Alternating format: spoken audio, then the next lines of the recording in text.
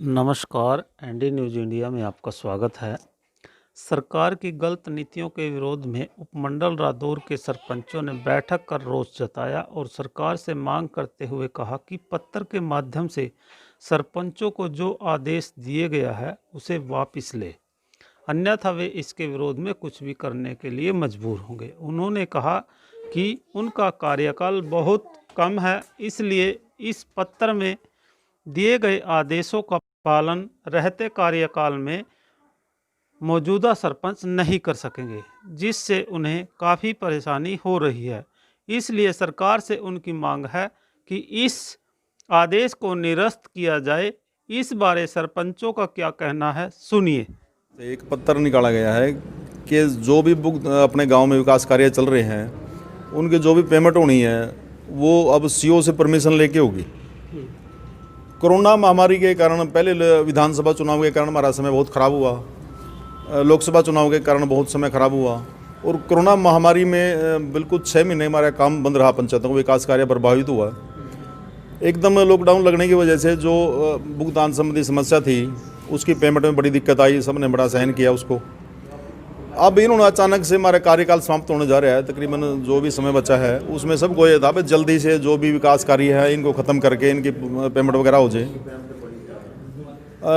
ग्राम पंचायत चुनी संस्था होती है और उसके लिए पूरी पहले गांव में अपना जो भी काम करना होता है गांव में प्रस्ताव पास करके वो कार्य को अधिकारियों से परमिशन लेकर उसका एस्टिमेट वगैरह बना के पूरी प्रक्रिया से गुजरे काम किया जाता है।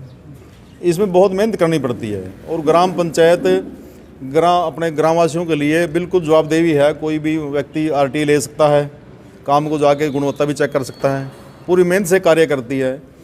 लेकिन हमारे को समझ नहीं आ रही भाई हरियाणा सरकार को ऐसे क्या हो गया कि वो बार बार जो भी कानून है उनका एक्सपेरिमेंट पंचायत के ऊपर कर रहे हैं।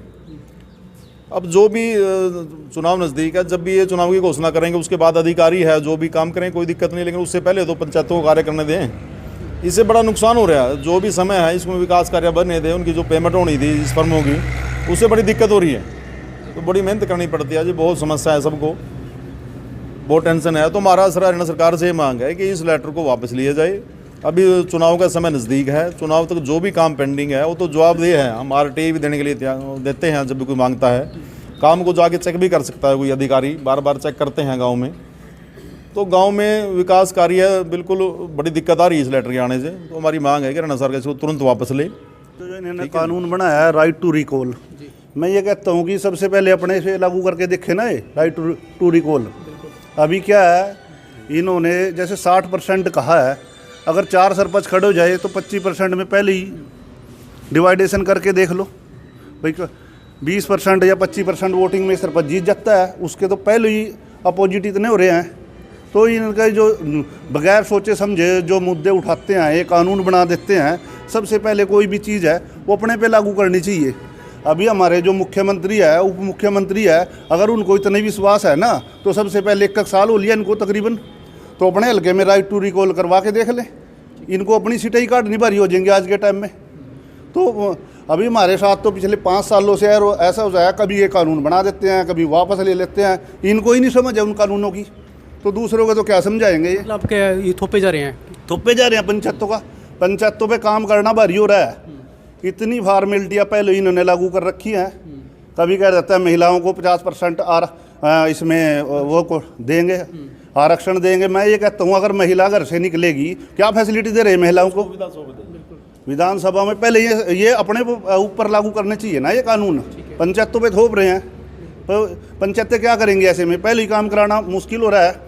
कोई भी कार्य कराने से पहले उसका बजट पास होता है। जैसे 10 लाख रुपए बजट पास हो गया किसी गली का, वो गली सरपंच अपने बेस पे चाहे किसी से उधार माल लेके उठाए, चाहे किसी पे से इंटे लाए, सारी चीज़ें लाए, लास्ट में उसकी पैमाइश करता है, असेसमेंट होती है। ये सारी करने के बाद तब उसकी लेके आए हैं भाई सीओ की परमिशन लो, किसी भी परमिशन लो, तो इसको या तो कुछ दिन पहले लेके आते, 1-2 साल पहले।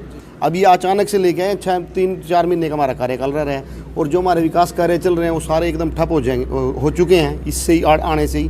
क्योंकि देखो जब भी हम मार्केट से जाएंगे, कोई पैसे लेंगे या किससे उधार लेंगे, जो हमारे मजदूर भाई हैं उनके ऊपर सबसे ज़्यादा प्रभाव पड़ेगा इसके।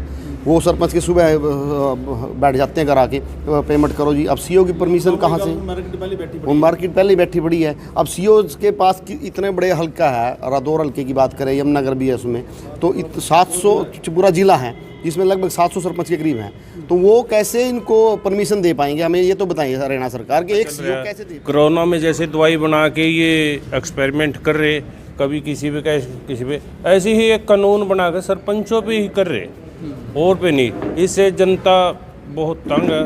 गांव में विकास कार्य वो अधूरे पड़े हैं। सरपंचों का समय थोड़ा, कभी सीओ का लगा लेते हैं टाइम, कभी और कानून बना लेते हैं कई बार। अब तो ऐसा देखा भी, ये दुष्यंत चौटाला भाई मेरे ख्याल कभी सरपंच का इलेक्शन लड़ी ही नहीं इसने। सरपंच का इलेक्शन लड़के देखे भी कैसे होता है गांव का विकास। ग्राम पंचायत एक स्वतंत्र संस्था होती है, जैसे कि विधानसभा और लोकसभा होती है, ऐसी हमारी स्वतंत्र होती है। पर बाकी ये सरकार, हरियाणा सरकार हमारे को समय समय पर टॉर्चर करती है। किसानों का मुद्दा, किसानों ने मांगा नहीं था, धक्के से थोप दिया। और हमारे पास कोरोना काल के बाद तो एक पैसा नहीं दिया सरकार ने। हरियाणा सरकार की कोई ग्रांट नहीं है हमारे पास। जो बचा कुचा हमारे फंड थे, कहीं से भी आए थे, हमने उनको असेंबल करके लगाने की कोशिश करी विकास कार्य में सरकार खुद ही बाधा बन रही है। जुड़े रहें एनडी न्यूज़ इंडिया के साथ। लाइक, सब्सक्राइब व कमेंट करना ना भूलें। अपने व्यूज़ जरूर दें।